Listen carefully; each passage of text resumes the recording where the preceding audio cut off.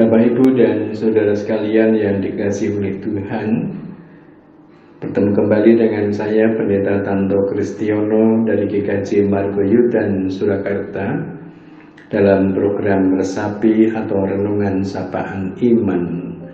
Dan kali ini Bapak, Ibu, dan saudara akan saya ajak untuk merenungkan firman Tuhan. Dan sebelumnya mari kita bersama berdoa. Ya Bapa, Tuhan Allah semesta alam, Engkau yang kami sembah dalam Putramu Tuhan kami Yesus Kristus. Hadirlah Tuhan di hati kami, penuhi hati kami dengan sukacita-Mu. Dan saat ini kami hendak mendengarkan firman-Mu. Bersabdalah Tuhan, agar kami hidup seturut dengan kehendak-Mu. Amin. Bapak, Ibu, dan saudara sekalian yang dikasihi oleh Tuhan, saya akan membacakan bagian dari kitab suci menurut Injil Lukas pada pasal 7 ayat 13 hingga ayat 15 yang demikian. Dan ketika Tuhan melihat janda itu, tergeraklah hatinya oleh belas kasihan. Lalu ia berkata kepadanya, "Jangan menangis." Sambil menghampiri usungan itu, ia menyentuhnya. Dan sedang para pengusung berhenti, ia berkata, "Hai anak muda, aku berkata kepadamu, bangkitlah." Maka bangunlah orang itu dan duduk dan mulai berkata-kata. Dan Yesus menyerahkannya kepada ibunya. Demikian Bapak, Ibu, dan saudara sekalian, pembacaan firman Tuhan. Dan dari bacaan itu tadi merupakan bagian dari kisah ketika Tuhan Yesus menghidupkan anak muda di Nain, anak tunggal seorang janda yang pada waktu itu sudah akan dikuburkan. Bapak, Ibu, dan saudara sekalian yang terkasih dalam Tuhan Yesus, kisah ini merupakan kisah yang sama dengan kisah-kisah mujizat-mujizat yang dilakukan oleh Tuhan Yesus, yang tidak mungkin mampu diselami oleh pikiran manusia, hingga manusia memiliki peradaban modern dan ilmu pengetahuan yang maju pesat dan tinggi sekalipun tidak akan mampu untuk menjelaskan, bahkan untuk membuat hal yang sama. Ketika ada seorang yang sudah mati, tetapi kemudian dihidupkan kembali.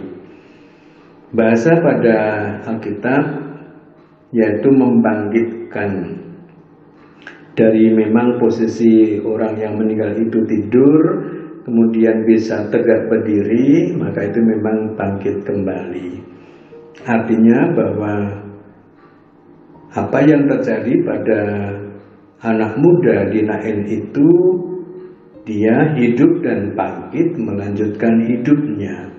Dan ini menjadi suatu berita yang sangat menggembirakan di kawasan di daerah Nain pada waktu itu. Terlebih menjadi sukacita dan bahagia sang ibu yang sebelumnya dia bersama dengan anak tunggalnya itu hidup dalam keseharian, tetapi kemudian suatu saat anaknya itu meninggal.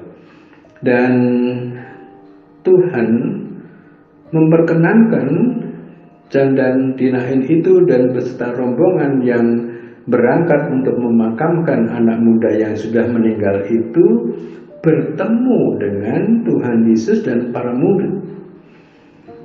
Seandainya tidak terjadi perjumpaan itu, bisa jadi seperti kematian-kematian yang lain. Tetapi pada bacaan ini pasti terkandung maksud adalah bahwa Injil Kerajaan Allah melalui pewartaan yang dilakukan oleh Yesus Kristus dengan segala mujizatnya menjadi peneguhan atas karya agung dari Tuhan Yesus itu. Dan karya agung itu memang mengharuskan menyertakan dengan kuasa yang terwujud apa yang dikehendaki oleh Tuhan itu terjadi, maka tidak ada yang bisa menghalangi sekalipun maut atau kematian itu menjadi fakta adanya. Bapak, Ibu, dan Saudara, ada hal yang menarik bahwa Tuhan Yesus tergerak hatinya oleh belas kasihan. Belas kasihan yang diberikan oleh Tuhan Yesus kepada janda di Nain, dan juga banyak orang yang ikut menangisi kematian anak muda itu. Tuhan Yesus memahami bahwa anak muda itu masih dibutuhkan oleh sang ibu untuk menemani hidupnya, dan kehidupannya bisa berlangsung kembali ketika karya Tuhan sungguh-sungguh mewujud nyata, mengubah keadaan, kedukaan, kesedihan. Kematian itu langsung saat itu juga berubah menjadi sukacita yang luar biasa. Dan ini semata-mata mujizat kuasa ilahi dalam Yesus Kristus. Dan itu memberikan harapan baru kepada kita semuanya, bahwa hiduplah dalam pemeliharaan kasih Yesus setiap hari. Yesus mengerti apa yang sedang kita butuhkan. Yesus memberi pengharapan baru dan sukacita. Tidak perlu kita harus khawatir atau malah kehilangan kepercayaan ketika kita berjumpa dengan masalah-masalah dalam hidup ini. Toh ada Tuhan Yesus yang siap menjadi sahabat, siap menjadi Tuhan kita, siap mendengarkan keluh kesah kita, siap mendengarkan segalanya apa yang kita nyatakan dalam doa-doa kita. Tetaplah Bapak, Ibu, dan Saudara sekalian menikmati anugerah iman kepada Kristus Yesus yang memberikan kuasa atas kebangkitan, dan itu juga menjadi pengharapan, penghiburan kita setiap hari. Tuhan memberkati. Amin. Kita berdoa.